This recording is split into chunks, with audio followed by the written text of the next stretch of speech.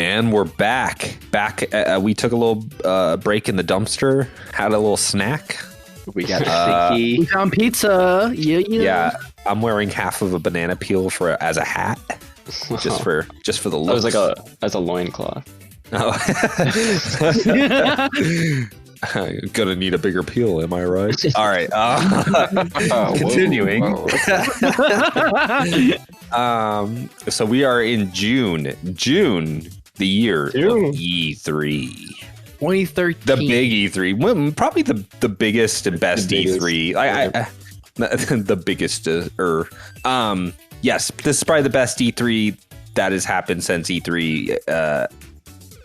I think it's really gone downhill past this year in a lot of ways. Like, this is a really exciting E3. Like, both console makers took their first shots in their conference. We already talked a little bit about both. And in just the order of things, Microsoft was first. It was all, I think, on a Sunday, and Microsoft was first up. And this was a good conference. Honestly, if you look back at this, it was solid. Like, Josh has a list of games. Titanfall, Killer Instinct, Metal Gear Solid 5 was there, and Battlefield 4. And those are all really cool games. I remember that trailer for MGS 5 where he's doing the side horse. He's getting the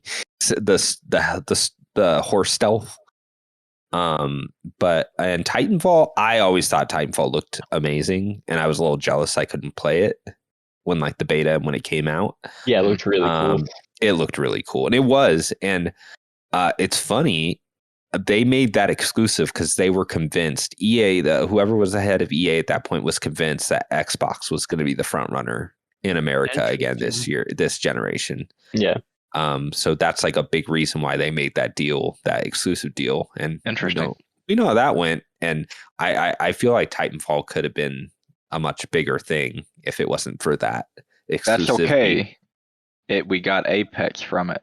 So. We got Apex, but man, Titanfall 2 got gypped, got robbed so hard. I love that game. But yeah, so Microsoft has a big old they announced their price. Their price is $500. Comes with the Kinect camera. What a deal. You can't buy it without it. A lot of the commands on the Xbox, by the way, you couldn't even do with a controller. You had to use the Kinect. This is where when it launched, it was kind of a nightmare. But so yeah, that happened.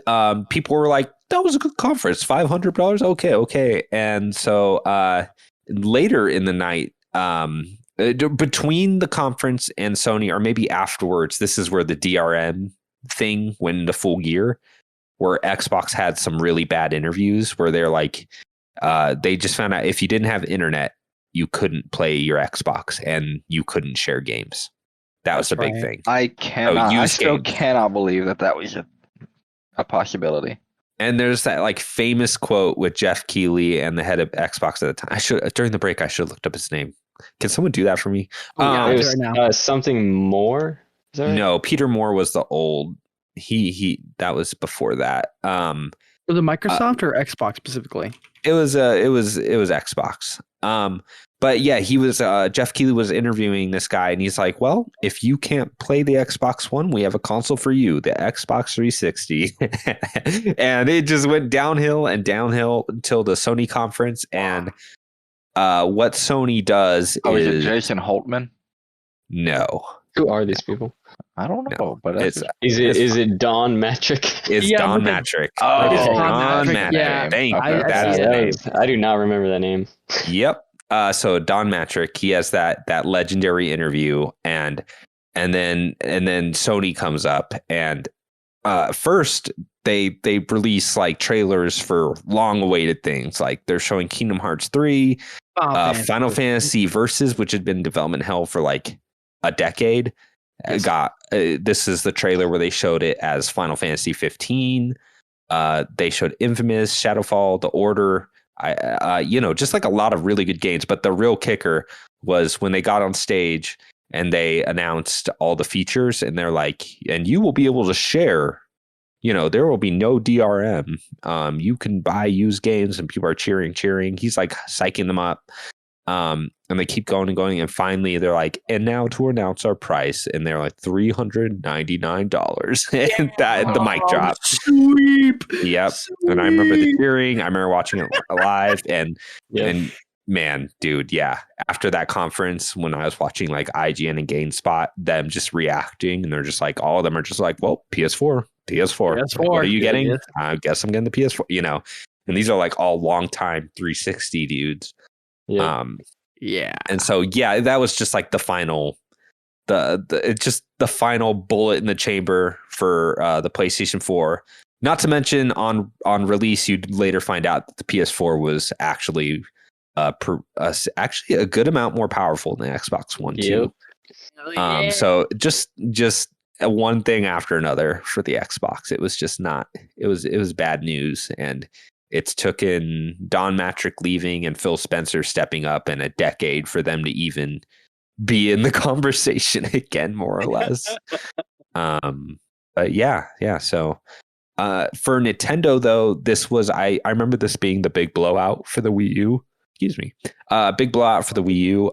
This is where they showed Mario Kart 8, Super Mario 3D World, Donkey Kong Tropical Freeze, and then for the 3DS, A Link Between Worlds. So yeah, those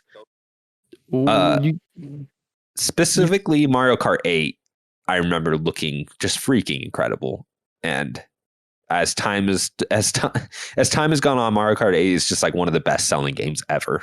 Yeah. But also, you're forgetting the top dog, bro. Like, for Wii U and 3DS, Super Smash Bros. Was announced at E3. It was amazing that Super Smash fans could play this game on the go, portably with their friends. Bro. Besides just a console, it was incredible. Ow.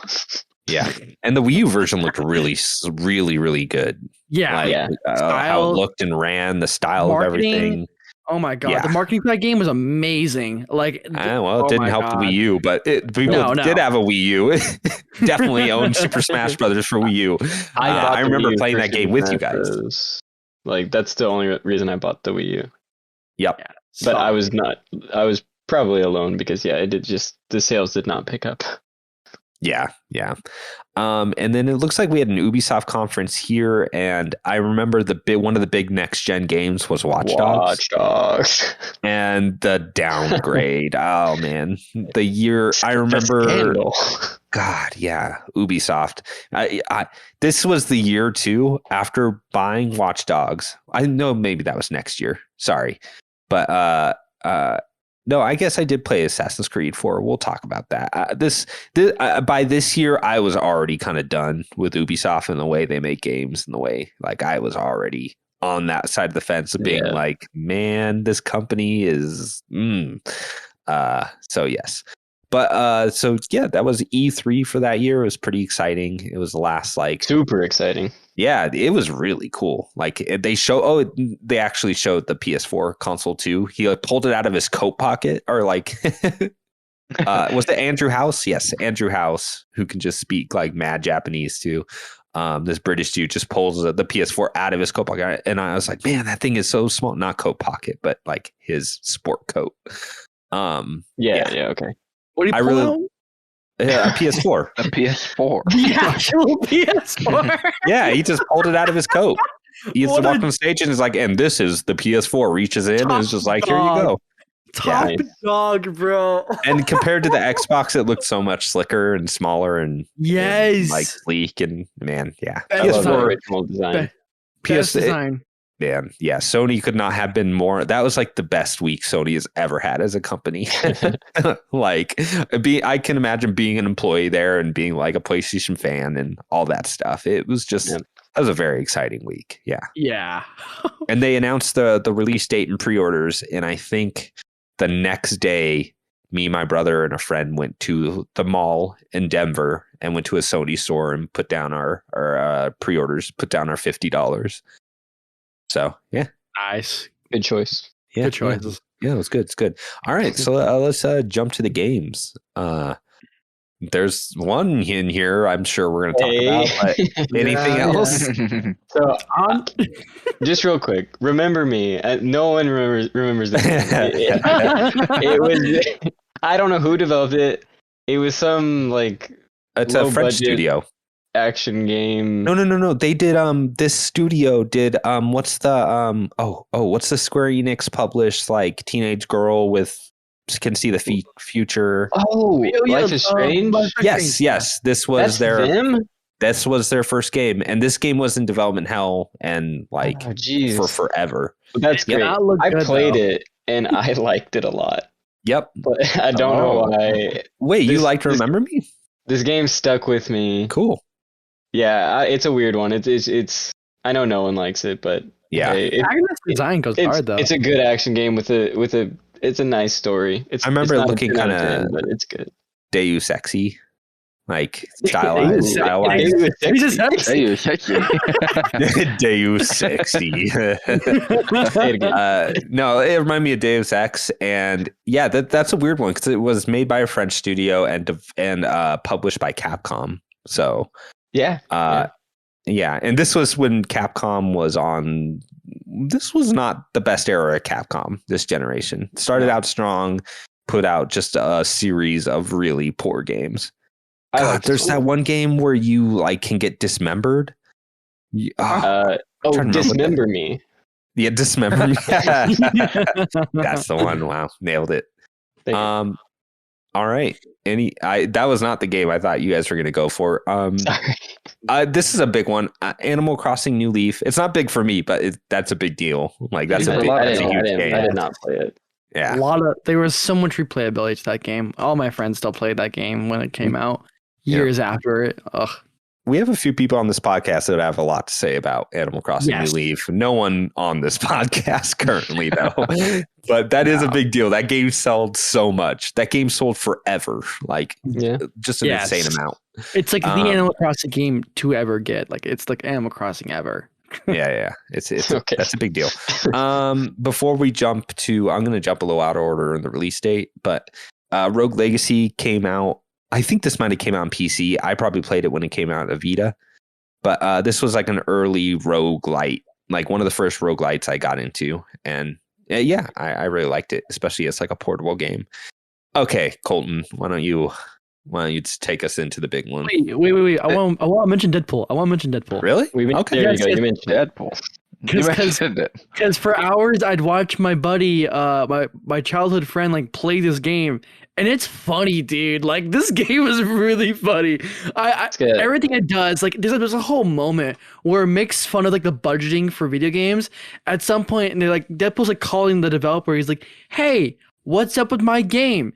It's 8-bit. There's not a lot of action going on. What is this?" And they're like, "We're working really hard on it. Please I don't care." Like there's a whole level dedicated to like the budget being cut for the game. I just want to mention how funny Deadpool is. It's a funny game. I think they cast Nolan North, right? Yeah. Like that. That's a great choice. Like I don't know. It's amazing. Yeah, this generation was prime Nolan North for sure. True. All right, do it. Pull the trigger. Yeah, go for it, Colton. I'll let you do the honors. All right, so The Last of Us had to have been one of the most beautiful. I wanted this game so bad for so long. So what is it? This is 2013. I'm 16 years old. I've been 16 in June for like 4 months. I got my license in April. Okay, so I am 2 months into my license. It is June. It is in the summer. I saved up my money. I bought this game, but I had to buy it at a Best Buy, and I pre-ordered it. But the only one that could get my pre-order shipped, I forget exactly what happened, but I remember it wasn't going to ship to the Best Buy close by to where I lived at the time, which was only 20 minutes away. It was in Plano. It was another like 25 minutes, and it was like the far side of Plano. This was. I looked at my dad and I was like, "Dad, this game, I promise you, is going to mean so much to me.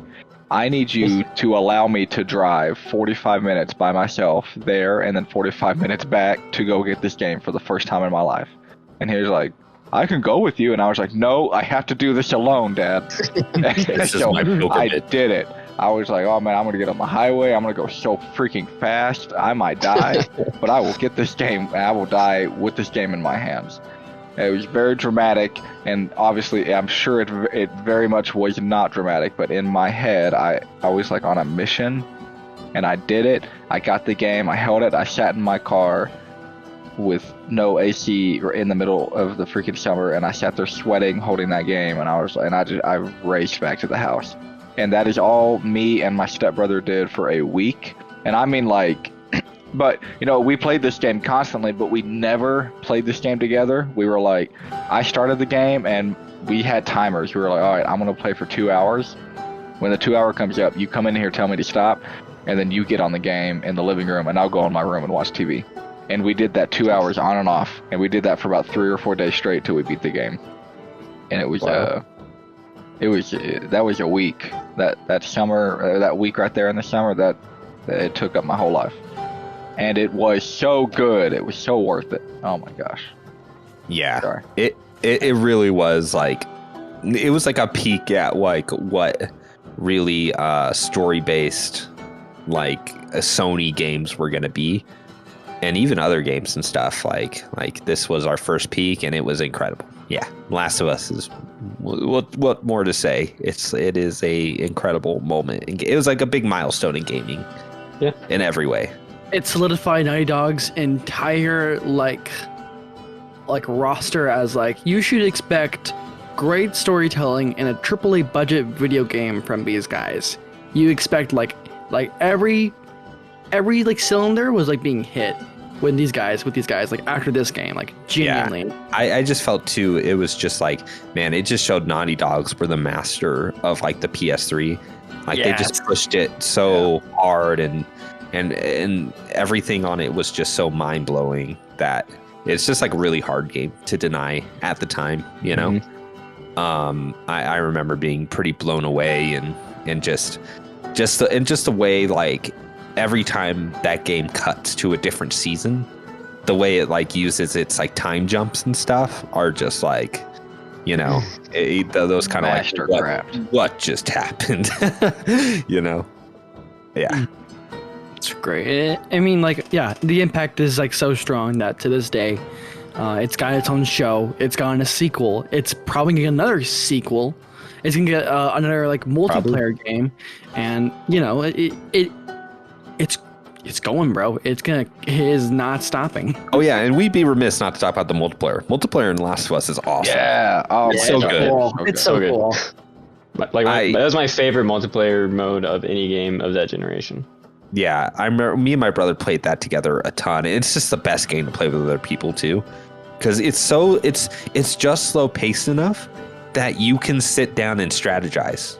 Like you can say, okay, like, you know, like in Call of Duty and like Uncharted and like, you know, all these other games before, you just kind of, you know, by the time you were done saying a sentence, someone was going to come around and like stab you. So it's all, I felt like you could really strategize in this game, and it was slow paced enough, and you had enough health, you know, because you could like do armor, you could heal, you could cover each other, you could set traps, and man, there's just like a lot of different gameplay opportunities to kind of just like mess with your opponent and like do mind games. It's like the perfectly paced multiplayer game for me. It's like a mix between a strategy game and a shooter, and it's, oh man, I'm very excited about factions. I mean, because it could be the multiplayer game I dreamed of, you know. I've been dreaming forever that it's just like, you know what, give me something like The Last of Us multiplayer, but make it like a little like larger, like there's different like sets of enemies, you know. And I think that's what ended, like battle royales and those like Tarkov and stuff ended up kind of being in my head. But yeah, this game is awesome. Wonderful. Yeah, what a amazing game of its period. There was nothing else like it, and that's probably for me like the biggest difference between Last of Us 1 and 2. Last of Us 2 is still like a technical masterpiece, and it has all the. I would say there's nothing like The Last of Us 2, but I don't know if that's a good thing. I mean, yes, but I wasn't wowed to the point I was with. Like there's a lot of like quality games out there, and people have done the mocap thing. Like there was just like literally nothing in any direction comparable to that original one at that point, other than like Uncharted. So yeah, all right. But that was a cool story, Colton. I like that. I like to just imagine you. Yeah, I just dramatic for me. Yeah. I don't know why I picture you like really heavy breathing too in your car with your hands. It's like. And he wouldn't shut up about the game either. No, I wanted everyone to play it. I was like, you have to go get a PS3 if you don't have one. You have to play this game. Yeah. It was one of the few games I like pulled my dad in. I'm like, watch like. Oh, I did too. 5 minutes of this game. Like, no, after me and my stepbrother beat it, I convinced my dad and my stepmom. I was like, okay, sit in. I want you to watch the first 15 minutes of this game. Yeah, what an intro, man. Yeah. Like just one of the best intros in gaming of all time. Yeah. Like, yeah. Just what a statement that intro is with the credit roll and everything, man. Yeah. Oh, I thought like Mass Effect 2 had like one of the best credit rolls, and then that came in. I'm like, nope, that beat it. That was good. Yeah. All right. So let us move on. I forgot to mention another game that I wrote down. May. There's this little game that came out in May called Flappy Bird. Oh my God! Guys have heard about it. Oh, R.I.P. man. Yeah, like right when I was getting good at the game, they took it off. The developer was like burdened by that game, man. Yeah, it like ruined his life. So he like got away from it. He deleted it. Was like, nope, too much heat. Gotta go. Flappy Bird, too much heat. But yes, I wanted to mention that. Cool. All right, so July, let's just jump. So there wasn't anything, the next few months, there wasn't much happening like event-wise. So let's just jump in some games here. July, Metal Gear Solid, the Legacy Collection. Massive collection, by the way. It has pretty much all the games up till 4. Yeah, and by the way, the collection on 360, I think you'd still play it on Xbox backwards compatibility, but also PS3. That was a Blue Point remaster, so... But that one doesn't have. They're good. Goats. They're the goats, bro. They also did the Shadow of the Colossus remaster. Yes. Yes. And they also incredible. They also did the 360 version of Titanfall. Oh, just in case you didn't know, that's cool. A decent port of that game. All right. Yeah. All right, Izayah. Shin Megami Tensei 4. Oh God, I love this game. I did not realize how.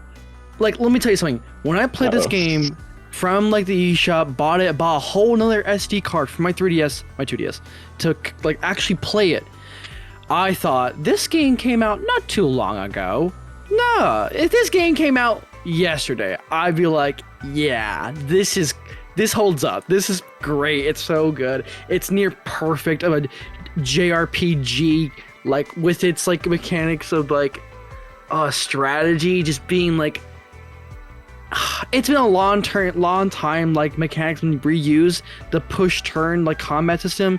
They hit your critical point, they get more hits off of you. You do that to the enemy, you make big bang off of that.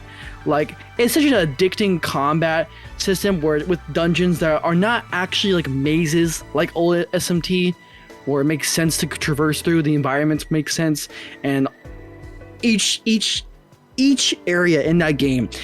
Each area in that game, bro, I cannot tell you how I be bopping my head to this day, bopping my head to that music, that soundtrack, with characters that, yeah, sure, aren't like Persona. They're not like as like easily lovable, but they have real morals and grounded ideas that make you sympathize with their like roles, whether it's chaos, a world where it's constantly evolving, it's constantly strong, but it's also ruled by the strong, or law, where it's like a world that down to its conserving basically its traditions and trying to keep the world stable but also safe in a nice manner, where it's a literal battle between angels and demons, a battle between like the surface and literal Tokyo underground. The this setup for this game, bro. I cannot tell you how much I love everything this game does. Every story beat it threw at me, I was like, whoa. Now they're fighting, bro. Now they're conflicting. There's a moment where you get to choose like who to go with, and then like you go into the future. I assume the future, where if you choose to be with these guys, one person or the other, this is what's gonna happen. But it still gives you the message that there's always hope. There's always hope for this, like, whatever future you choose for these games. And oh my god, the balls they have to make an entire ending for the world just to end. The entire universe and overthrow God in that same manner. Insane, bro. Everything Shin Megami Tensei 4 does, down to its combat, down to its characters, writing, music, environments. It is unbelievable. It takes fighting God in a normal JRPG and makes it more impactful. I love this game, and it's aged like fine wine. That I would not be surprised if it came out yesterday. I would love a Switch port of the two SMT4 games. That would be really cool. Love this game. Go play it. Listen to the soundtrack. Awesome game. Yep. Very cool. Very cool.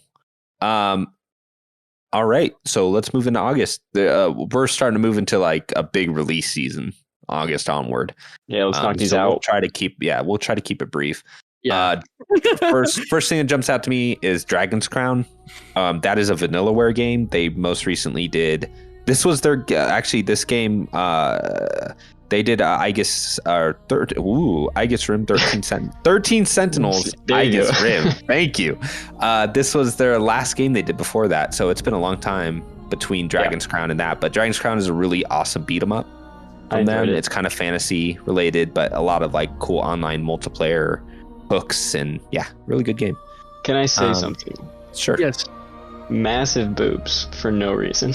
Oh yeah, the proportions were like a big deal. Honkers. Like that is ridiculous. They really toned it down for 13 Sentinels. Even there's like one character like that prepubescent girl in that one. I'm not gonna play that game. That game's awesome. There's I won't say there's a reason. I can't say too much about Aegis Rim except for that. That was my game of the year. There's a reason they're little girls. Awesome. No. All right. Even better. SteamWorld did. I can't spoil that game. All right, here we go. Don't do it. SteamWorld Dig came out in the 3DS originally. Yep. Awesome game. That's a cool game. That was a cool game. You showed me that game, right? It's a smaller Metroidvania. Yeah. And SteamWorld Dig 2 is one of the best indie games ever made. One of the best Metroidvanias. You love that game, bro. You gas it up so much. Dude, SteamWorld Dig 2 is so good. But yes, it's the first SteamWorld Dig is good. Spelunky, y'all. Get on that Spelunky grind. I think Spelunky was just PC at this point. I was gonna we had the console releases. What? Are you sure about that? When did Spelunky come on? I said I think. I said I thought Spelunky came out earlier, actually.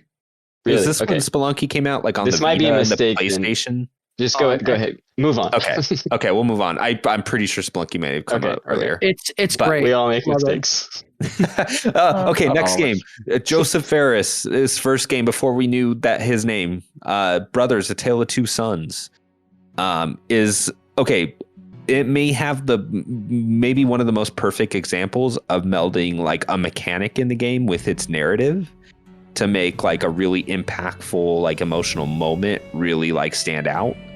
I won't spoil the end of Brothers: A Tale of Two Sons, but it's a very like sad game, and there's things that happen in it that are like really hard. But the way at the end you're controlling two brothers with both analog sticks, and you have to solve puzzles. And there's stuff they do later in the game that makes that control scheme even more meaningful in like a really surprising way. And that's a great game. If you've not played Brothers: A Tale of Two Sons, you should absolutely do it. Would you say that it's still their best game, or do you prefer the follow-ups? Okay. Yes. I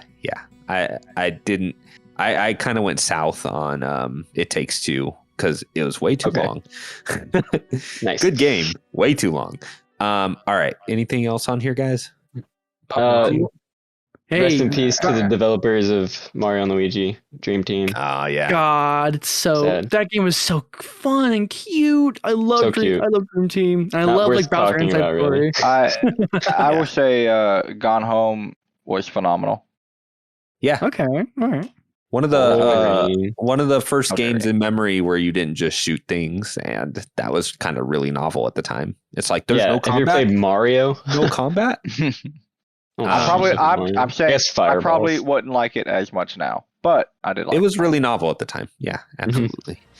Final Fantasy 14: A Realm Reborn. That's like after the massive 8 month like wait for it to be. Yeah, they had their world-ending event, which destroyed the previous game, which was one of the most troubled developments ever. Not just in Final Fantasy history, but just like from a company, just like an absolute nightmare. And the story behind the revival in Final Fantasy 14: A Realm Reborn is pretty well known at this point. But it's like it is the comeback story of a game, like the prime example of a ridiculously cool comeback story. If you haven't watched, what's Danny O'Dwyer's what's his YouTube channel? No Clip. Yes, if you've not seen the Final Fantasy 14 No Clip documentary, like do it. Even if you have no interest in Final Fantasy or MMOs or anything, the story behind A Realm Reborn is wild, just crazy. So yeah, really cool. All right, are we good to move into September, boys? I wanted to mention we are creeping up on the fact that Madden decided to name the game that came out this year Madden NFL 25. Oh yeah, and we're getting real close. Everyone. We're getting real close to the year 2025. So I really want to see what they're gonna do. Madden NFL 35, of course. Exactly. Okay. September. All right, September. So I see on this list Diablo 3 is there, but I did not play till it came to consoles. And Diablo 3 is a very different game from launch to when it came out. So it became a much better game later on. But yeah, Diablo 3. Okay, Rayman Legends. Rayman Legends is so cool, the last so good. Ubisoft game that came out that I was like just wowed by and loved. Rayman Legends was supposed to be a Wii U exclusive. It was made to be a Wii U game specifically. It was. And then Ubisoft saw how much the Wii U was selling and pushed it back by like the game was done, like ready to be released. And instead they pushed it 8 months and put it out on PS3 and 360 with some weird control stuff. But yes, Rayman Legends is awesome. And now everyone who's made that game is gone from Ubisoft. For a good reason, too. That guy apparently wasn't a great dude to work with under. But, man, those two Rayman games, Origin and Legends, like, it's just an era of Ubisoft we'll probably never see again. So, yeah. It's like some of the best, like just personality for Rayman as a game. Yeah, they always have like the soundtrack, the sound, like the sound design of those games. And yeah, the animation, bro, perfect. I love those games, bro. All right. Anything else on here, guys? Grand Theft Auto 5 came out in 2013. Yeah. That game came out. I still can't believe how long ago that game came out. That's amazing. How big deal, dude. Still playing. That game is still a big deal today. It's wild. Yeah. It's insane. Yeah, that game will never die until Grand Theft Auto 6. Yeah, hopefully we get Wind Waker HD port this year.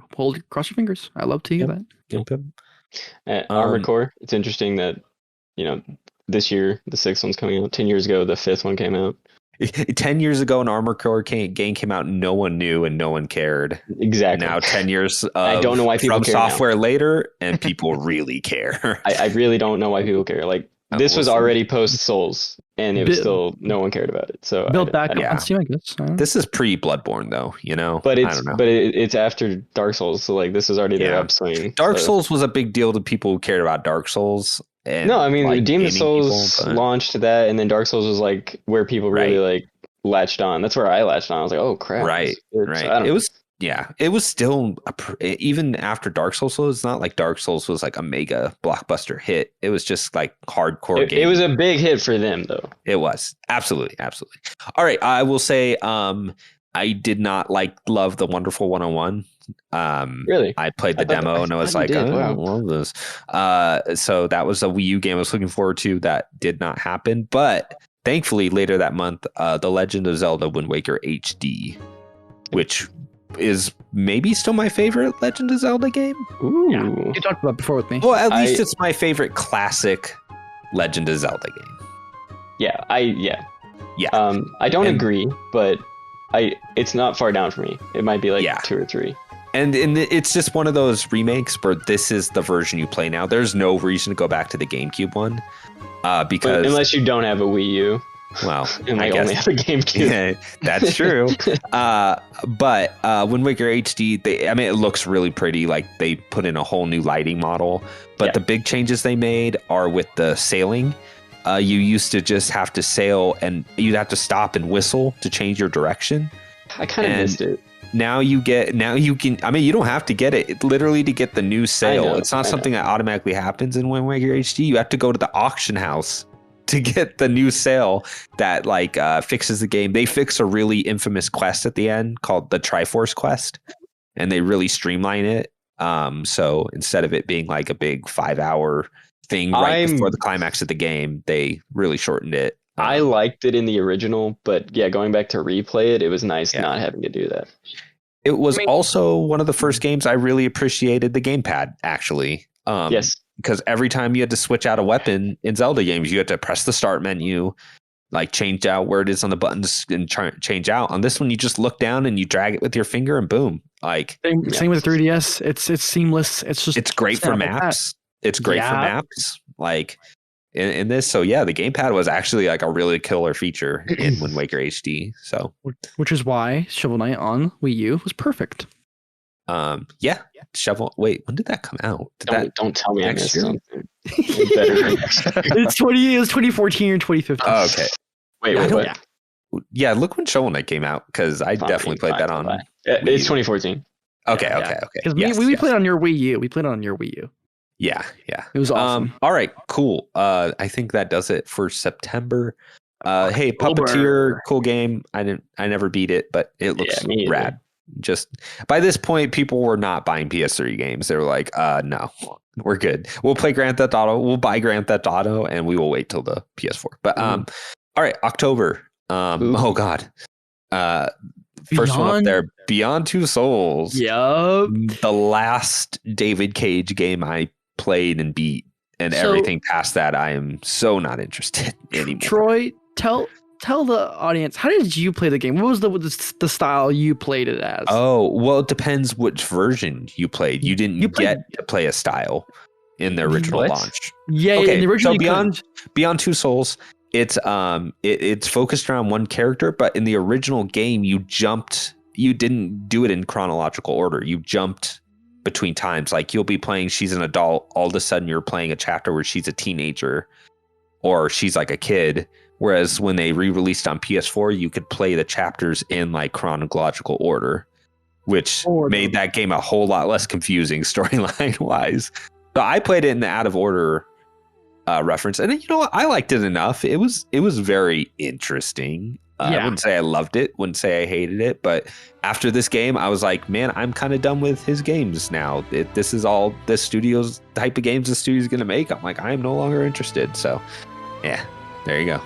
Great actor, great casting. Honestly, the actors are good. If you know their previous work, they're great. But still, I think the game is just to its best. The best compliment I can give to it is it's just interesting. Oh, there's some there is some silly story stuff that happens in that game. It's so crazy, bro. Oh my god, if you watch anyone critique this game and you never play Beyond Two Souls, you're gonna be in your seat. This came out.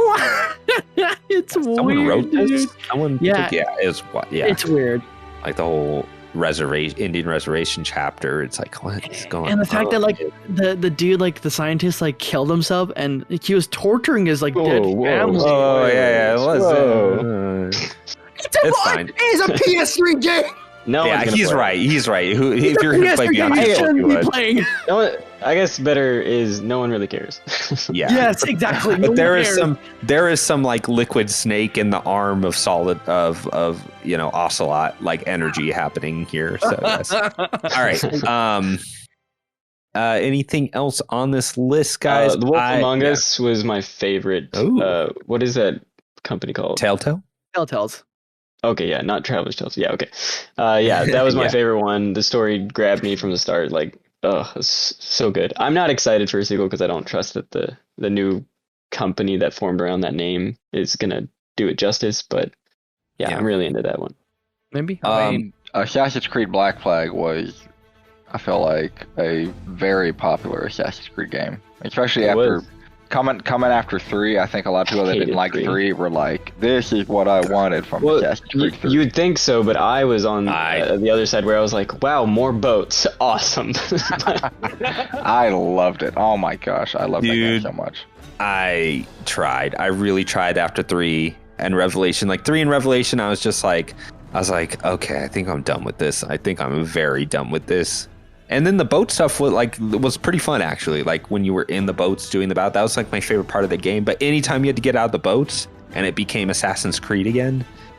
And oh, dude, remember after every episode or like every chapter in the game, it would pull up like a review and be like, "What did you think of this chapter? Did you like this or whatever?" Oof, I do not remember that. They would, dude. Like the developers asking you, like, "Is this a good no, dude, I remember that. Do you like this?" And I'm like, "No, I do not like your instant." I didn't have internet at the time. You have to have internet. Yeah, that's probably why I didn't have that. Dude, yeah, it did that after every chapter. It's like, "What did you think about this chapter? Rate it 1 through 5." That is so weird. And every time I hit a chapter where there were like instant fail, like the dude turned around and it put me back like 20 minutes where I had to slowly walk and listen to this dumb conversation. I'm like, 1 star. It was like, why are you asking me? Maybe just make the game good. But I know people love that game. People I really like Assassin's Creed 4. I was just that's the last Assassin's Creed game I really gave a real shake at, and since then I'm just like, yeah. But yes, Stanley Parable. Stanley Parable came out on Steam. To play it. I want to play it so bad. It's been I played that on like my crappy little laptop. It was like a 10-inch laptop with like integrated graphics and stuff, but it was just enough to play the Stanley Parable. And I love the way it like it kind of like makes fun of game design in its own story, and the way like everything splits off, and it's just a very good game. Also, yes, the Stanley Parable, they just remastered it, but they re-released it. And the beauty of that game, I don't want to spoil it too hard, but that's not just a re-release of the first game. That's the sequel. They keep telling me, dude. There's an entire no joke. It's not a joke. The sequel's in that game. Yeah, but then like I have to play 2 games. It's a lot. You just need to get one ending that takes 5 minutes. That makes me even more and then you excited. can jump into the second game. And the way they make fun of that, and dude, man, I don't want to ruin the Stanley Parable 2. maybe just stop talking. Okay, I will just say there is a level. It just came out. Oh my god, I want to talk about it so bad. Hey, we'll say I really like it. We're moving on. Okay, I really like the Stanley Parable 2, and please play it. I didn't play it. I watched Sam play the entire original game and watched her play through the sequel, and it was a very interesting experience. Okay. Stanley Parable, great game. Is it on everything? Yeah, yes. I think so.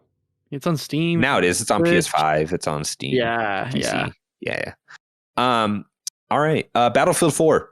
What a really good launch game. Really?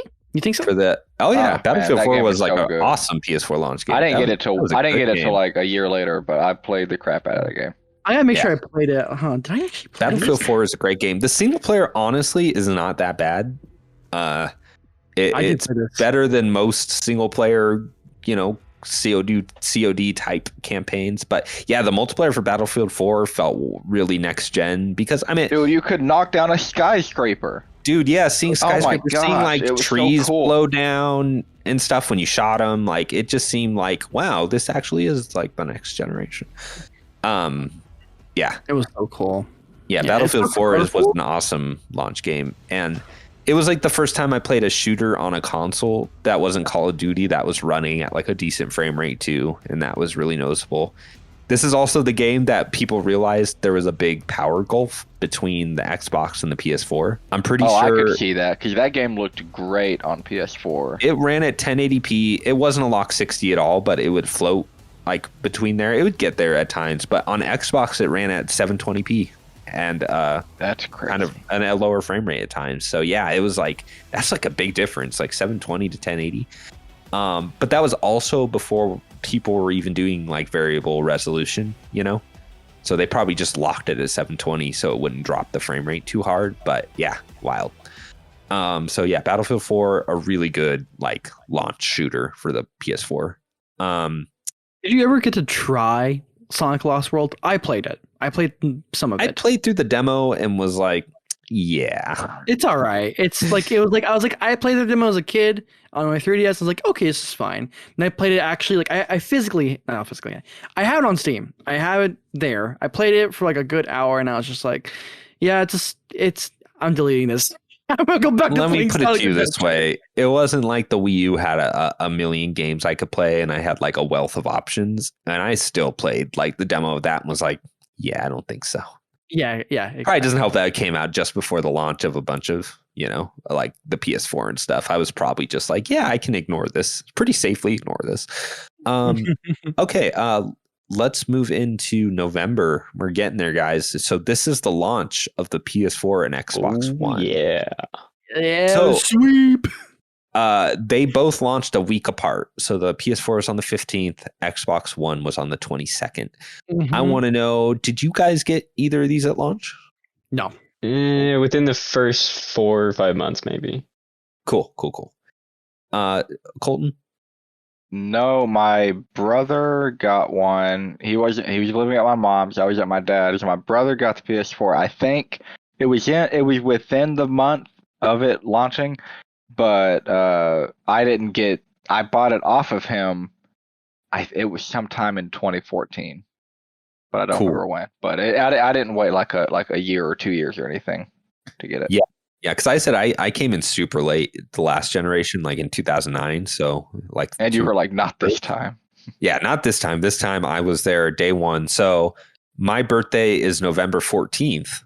So I can remember what I did on my birthday that year because I was still working at Starbucks at that point. I remember getting off and being like, it's my birthday and I had to work. It sucked. But that entire day, I remember just like being so excited and could not focus at work. I was just like, man, I want this day to be over so I can get to the mall. And finally, my shift was over. Me, my brother, and my friend, we went and I think we got there around like 10. So we were at the mall.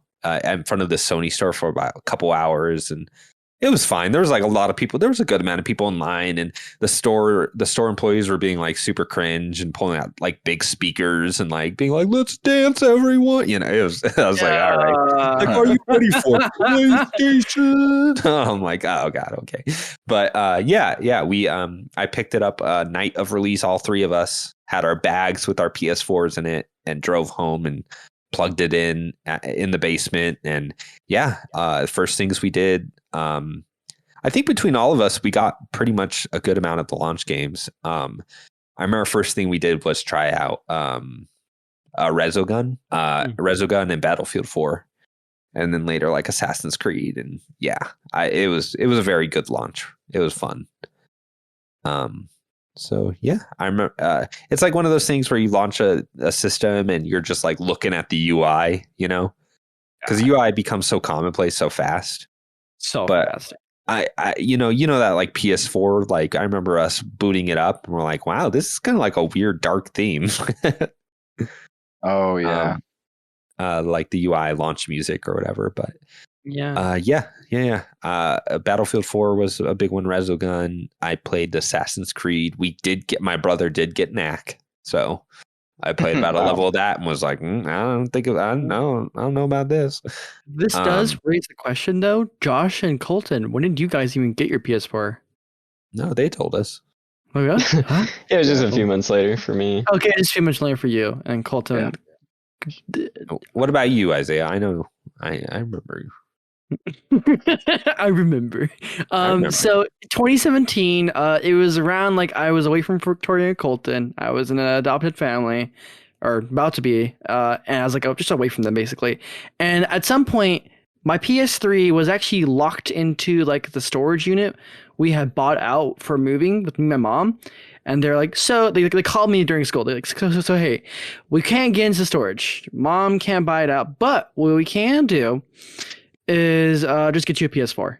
And I was just like floored. I was like, huh? I was like, what? It might have been, was it like a late birthday gift, Colton? Do you remember? Yeah, it was something like that. Yeah, it was a I remember late birthday gift from mom, kind of. I remember because I bought the PlayStation PS4 camera like a year ago, and I used the like Astro's Playroom once. Yes, and I played Tearaway PS4 with it, and then I was like, all right.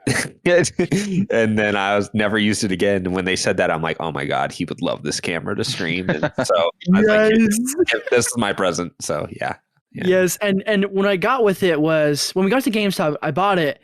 The first games I got were Hand Time, Undertale, and something else. I completely forgot. But dude, those 2 games, perfect. I was so happy. I was in my little soapbox playing one of the coolest platformers and playing the one RPG I would not shut up about. Finally, actually playing it, like. God, it was great. I was on cloud 9. I loved it. I love the PS4. The themes you can buy for that console. The UI is like perfect. I can go on and on how much the PS4 is quite literally peak console. PS4 has like a really like its library over its lifetime. Like that generation, that library is just like very good. But I will say, the hardware was so not up to par compared to everything else that they had to make a pro console like 2 or 3 years later. That's true. I got the Slim too. I got the Slim. What did you all got the launched ones, I believe? I got a launch one. Colton, didn't your PS4 have like that sticky eject button that the capacitive button ones got? It did. It wasn't as bad as some people's. Yeah, it did it like maybe once. If I was playing something for like 7 or 8 hours, it would probably spit the disc out like maybe twice on a bad day. Yeah, towards the end there, like the last couple months I had it though. It wasn't like the whole time. Yeah. Well, I talked about some games, so let's get into the games here. Oh, and also I did not get the Xbox One at launch. I was not that ballin' yet, so I got it like a year later, I think. I got it once they took away the Kinect camera and they made it $399. That's when I got it, and I got Titanfall. And it was nice. Nice. That's so yes. All right, yeah. Let's look at the games here, guys. Games. You got Call of Duty Ghost, November 5th. November 5th. Okay. I'm looking at this list. So first of all, Ratchet & Clank Into the Nexus, one of the most non-played Ratchet & Clank games ever. Yes. Did you guys play this? No. Nope. I wish I did. It was literally 3 days before the PS4 launched, and they released a Ratchet & Clank game for the PS3. That's right. It made me so mad. Yes, I got this game at launch. It's really good. It's kind of a condensed Ratchet & Clank game, so it's not as long as the other 2 PS3 games. It's like what is it, Quest for Booty kind of length? No, because Quest for Booty is like 2 hours. Oh, I honestly thought it was that short. Oh, no. It's like, let's say like the other Ratchet & Clanks, what would you say? Are like 20 hours? 20? No, they're super short. I was gonna say like 12 this to 15 is probably maybe. This is probably like 6 to 8 hours. Okay. And it has like a much darker tone than the other ones, which is weird. Yeah, like it got a little edgy. Yeah. It also was the Ratchet & Clank. Right, it was pretty noticeable before the PS4 launch because the other Ratchet & Clanks went down to 30 frames, I think. Crack in Time did, but this one chugged. Like it was just not running like super hot on the PS3, but it was good. They introduced a lot of cool stuff into the Nexus, and this is where like Zircon family and stuff got introduced. So there's good stuff. It's a decent game actually. So I love Ratchet & Clank.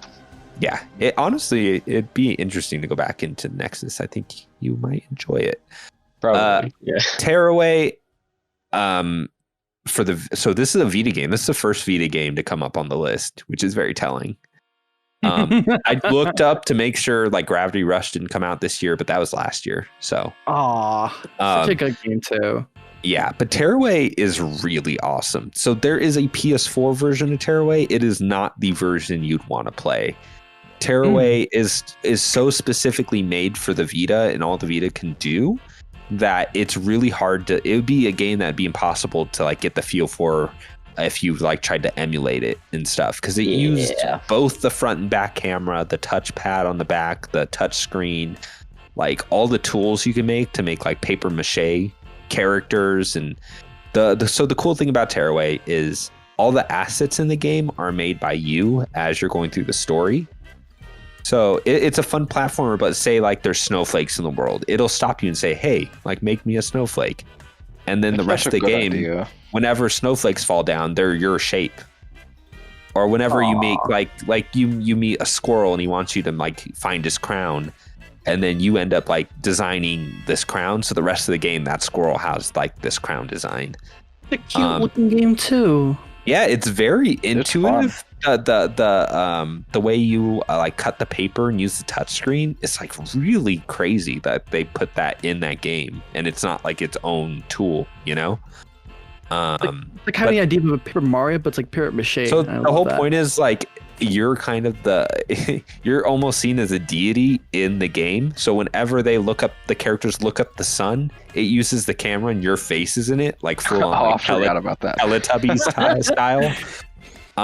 And so it'll take pictures of you and use you in the game, and it's just a very unique, really fun game by Media Molecule. So there is a PS4 version, and it can do some of the stuff if you have the PS4 camera, but it's not the same. It is like maybe the one Vita exclusive left that you can't get anywhere else, you know, now that Persona 4 has been unshackled, P4 Golden and you know, Gravity Rush. Yeah. But yeah, Uncharted Golden Abyss. Yeah. Oh no, I can stay. That one, we're good. Yeah. Did you guys play A Link Between Worlds? Heck, I yes, did. I did. Please talk about Link Between Worlds, because I did not beat it. It takes the unique mechanic but I liked it. Okay. It takes the unique mechanic of like turning Link into like the arts and like ancient like temples, or you know, like how they draw art and stuff. Link's that. He's on the walls, bro. He's literally in your walls, and it's so cool. The way they design dungeons in this game and traversing the world map between the light world and the dark world is so cool. I love this game. It has a cute charm to it, the art style, the sound, and the story is. I mean, what do you think of the story, Josh? It's pretty cute. It's pretty cool. I mean, we're talking about Zelda, like whatever. Yeah, I don't play this story. Not always, at least. But I want to hear what your thoughts of it, Josh, because I didn't get to beat it, but I did get pretty far into it, and I really enjoyed it. I think it's my favorite, like top-down Zelda that I've played. I mean, it's very similar to A Link to the Past, which I never quite beat A Link to the Past, but it's definitely playing on that with A Link Between Worlds. It's the same game as like that they built off of basically. And made something slightly different with some gimmicky mechanics with the whole Link can jump into the wall, and like it's essentially like you're just getting across gaps most of the time with that ability, because you're like, oh, I'm gonna go on the wall so I don't have to worry about the fact that there's no bridge here. But the rules it plays around with, like, trying to just simply traverse is really cool. It makes you think a lot and kind of get stumped on these puzzles that they offer. It's a gimmick, but it is clever. Yes. I think this is a big deal overall for Zelda, because before there's very much a Zelda formula since A Link to the Past. Ocarina of Time followed it, and almost every big Zelda since, where you're being locked by like items or weapons. And in this game, what really changes up that for The Legend of Zelda, which I think led into Breath of the Wild, was you could do dungeons in any order, because you would go to a shop and rent items. That's true. Or buy items. So it was almost like a proto Breath of the Wild go anywhere, do anything in the order you want to do it in. I don't think you could do it in Not anything, order. but there wasn't a set order like there was in every other Zelda. That's right. Yeah. And that was a big deal. That was a big deal. Yeah, it really broke. Cool. It kind of broke that Zelda formula that people had started to be like, okay, like I'm gonna get the crossbow, I'm gonna get the chain. You know what I mean? So yes, yeah. And then of course, the next Zelda was Breath of the Wild, which totally blew the doors open on all that. So I guess so. Yeah, I think I look at it as kind of like a stepping stone to a Breath of the Wild in a weird way. Take. I would not have thought of that just because they're so vastly different. But because we didn't think of it, I feel like it's such a nice mechanic to have that you just buy off these weapons, just rent them. That I hate it. I like it. I think it's just a simple but effective mechanic. I like it. It's a great game. Yeah. So back to the Wii U, which again we started talking about a few Wii U games that came out. This is probably other than Wind Waker. This is the first Wii U game that really hit for me. Super Mario 3D World is awesome. It's the only reason, in my opinion, that you should have ever owned a Wii U. Like you can. Oh no, I don't think that's true. But Smash Brothers, Xenoblade Chronicles, Mario Maker. No, dude, that was one of the weaker Smash Brothers after it launched. I was like, okay. Sure. Yeah. What, Mario Kart 8? Yeah, Mario Kart 8. I put like hundreds of hours in the Mario Kart 8. But Super Mario 3D World, like I think like it was like the first time we saw a 3D Mario in HD. And it was glorious.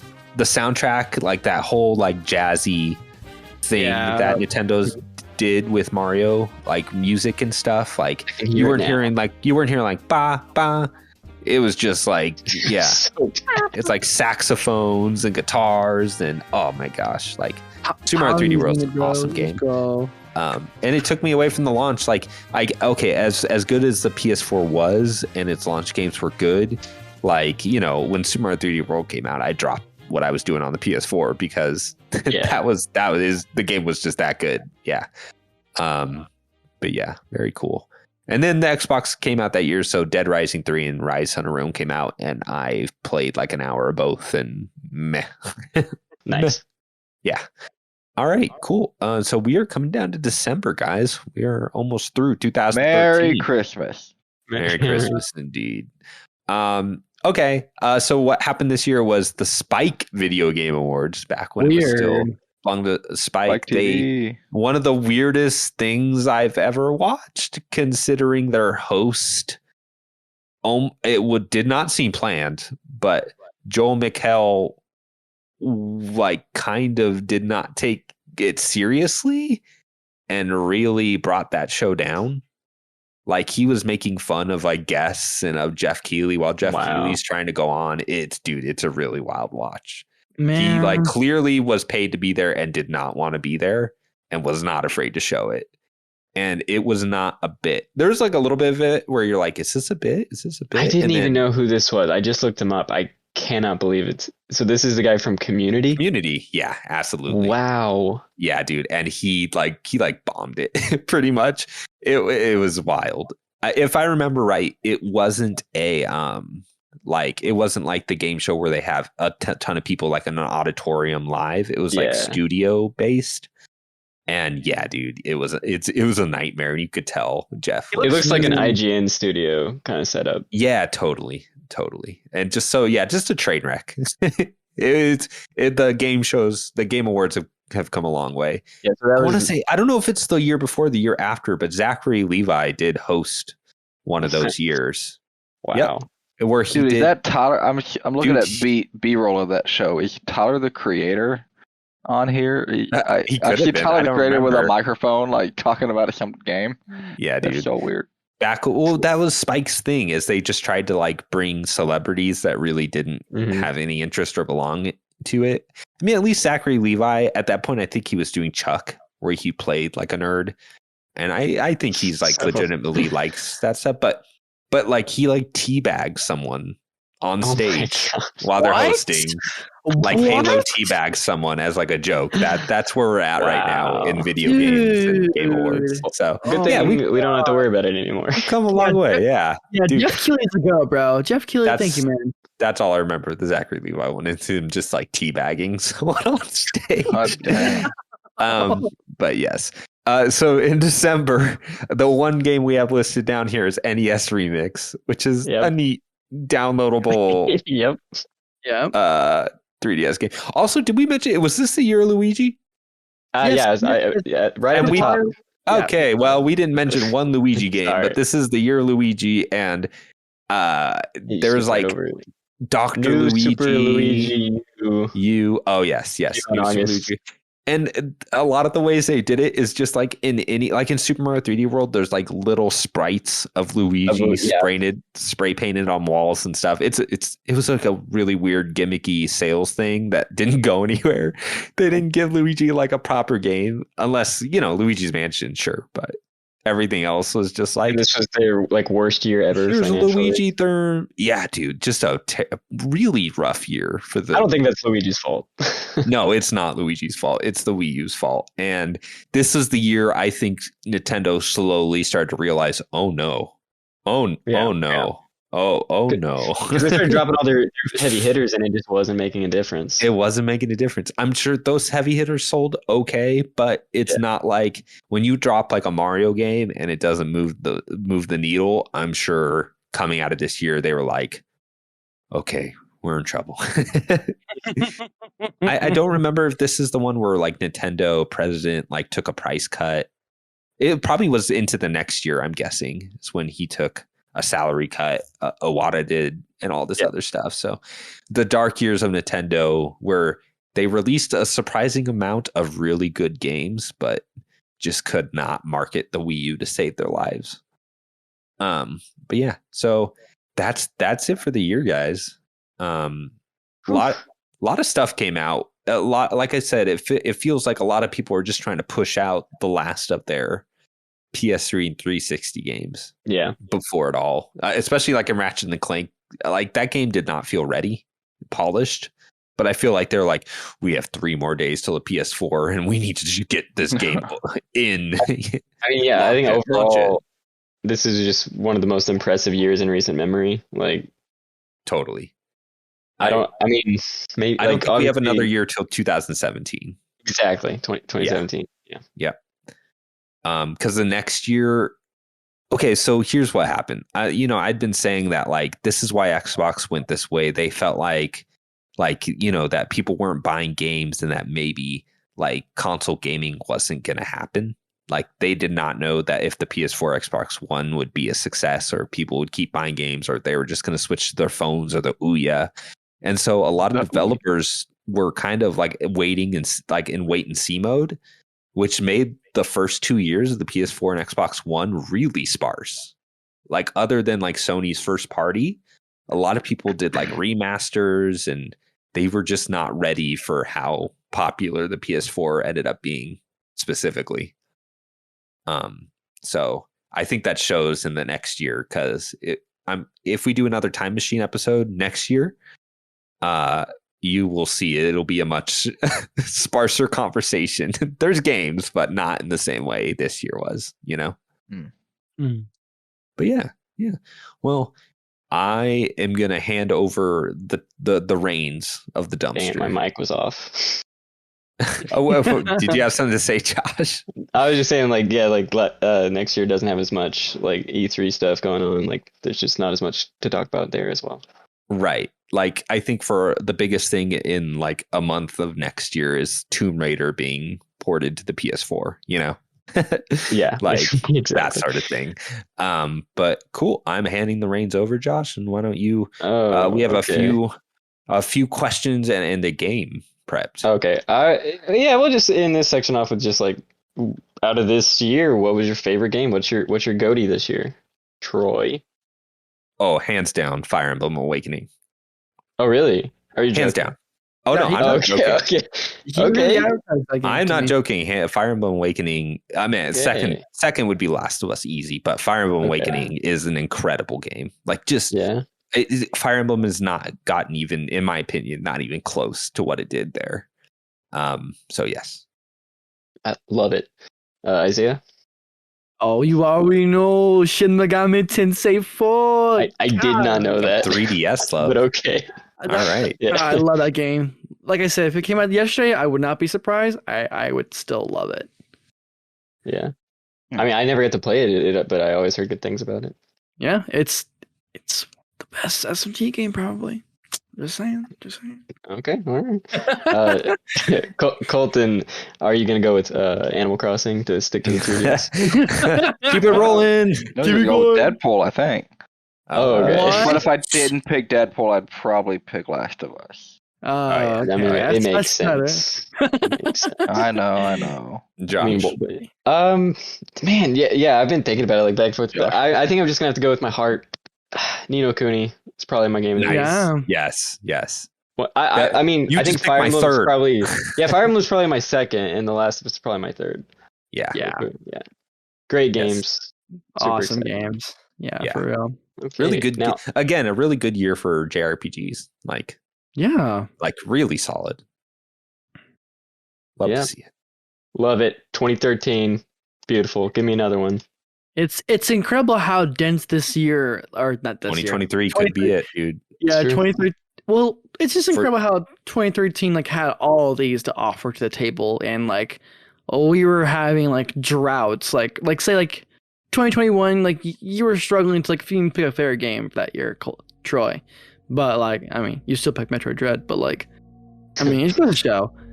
For this specific year being this packed, it's incredible and like this exciting, like wow. Mhm. Dude, I'm getting excited thinking about it. the last year of a console usually ends up being one of its best. That last year of PS4 with like Ghost of Tsushima, The Last of Us 2, like Final Fantasy 7 remake, 13 Ooh, Sentinels. yeah. That was just like, man, what a good year to end off like the Banger. console. Makes me- Same thing here, just a lot of Yeah. rad Makes me stuff. curious for like the Switch. If the last year's usually the best, and it's like, well, their first year was pretty Ooh, great. Nintendo consoles usually do a very slow tail die off, and then Mhm. they release a Kirby game. yeah.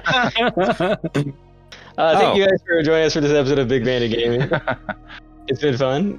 Maybe we'll go to 2014 next year. I don't know. It kind of sucked. We'll see. Later. Bye. Bye-bye. Bye-bye.